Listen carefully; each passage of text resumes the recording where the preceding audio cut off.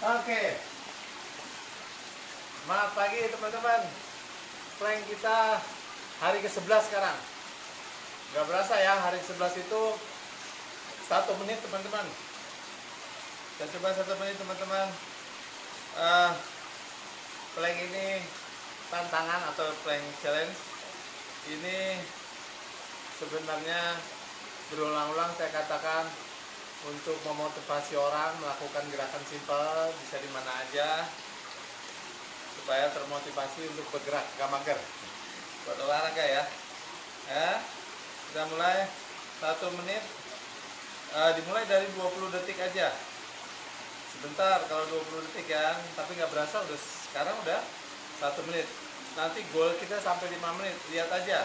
Saya plank 5 menit juga belum pernah, 1 style aja. Oke teman-teman, kita mulai. Enak gimana gini ya?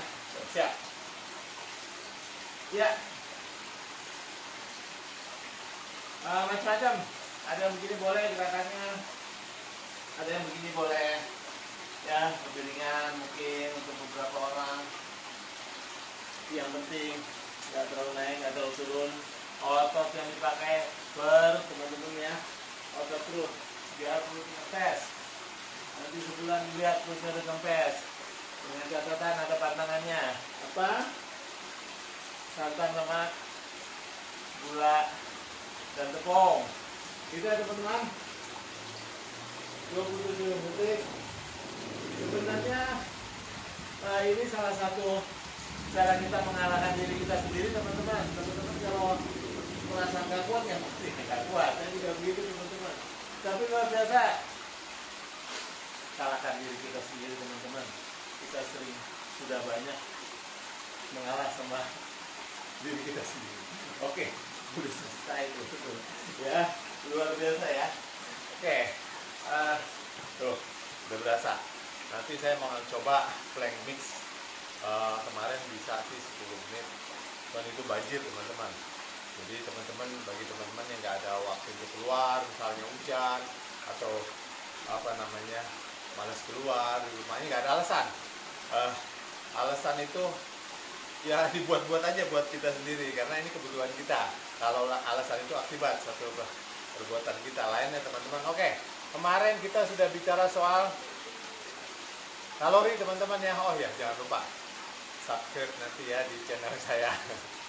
Kita mau coba motivasi orang untuk hidup sehat ya, minimal untuk bergerak dulu, nggak mager ya teman-teman. Oke, balik ke kemarin kalori. Kalori itu satuan atau bahan bakar yang dipakai untuk tubuh nih, untuk hidup teman-teman ya.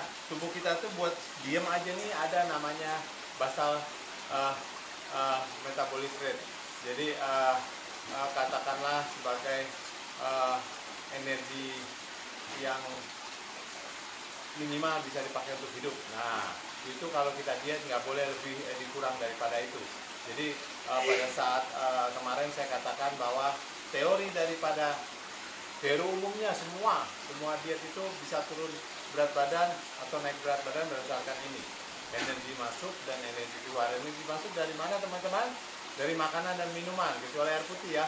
Pokoknya semuanya makanan, minuman, apapun yang dimasukin ke mulut, kecuali air putih itu ada kalorinya ya, selain daripada zat-zat yang lain.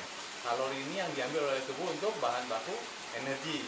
Nah, kalau dia kelebihan disimpan menjadi lemak teman-teman, makanya kita membengkak. Nah, nggak cuma bengkak, tetapi lemak itu akan makan tempat, menekan pembuluh darah, merusak pembuluh darah, ngotorin pembuluh darah, akhirnya pembuluh darah kita tersumbat teman-teman ya, gitu ya. Nah, jadi sederhananya kalau teman-teman pengen naik turun berat badan, teman-teman harus tahu kebutuhan kalori teman-teman.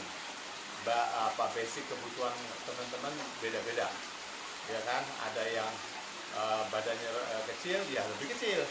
Metabolismenya lebih kecil pun lebih kecil juga. Apa hubungannya teman-teman? Jadi nggak cuma badan kecil, badan bisa sama kecil tapi kebutuhan bisa lain. Kenapa? Karena komposisi tubuhnya teman-teman. Karena tubuh kita ini kan ada otot, ada lemak, ada tulang lah katakan teman-teman. Nah, kalau orang yang tubuhnya sama, beratnya sama, kok kebutuhannya bisa lain, dia makan banyak kok nggak gemuk-gemuk. Saya makan sedikit aja, nyium bau sate aja bengkak. Jadi teman-teman, itu hubungannya sama alatnya, otot teman-teman. Jadi itulah sebabnya kita perlu olahraga, kita perlu protein.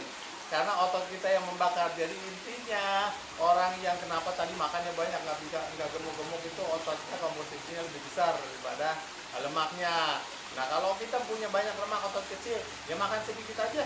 Kan mestinya cuma butuh sedikit. Dicicilin banyak, dia disimpan teman-teman. Nah bagaimana caranya menaikkan metabolisme? Nah, metabolisme itu dinaikkan dengan olahraga, kafein, dan seperti itu teman-teman. Oke, sampai sini aja dulu teman-teman. Next kita sambung ya, salam sehat.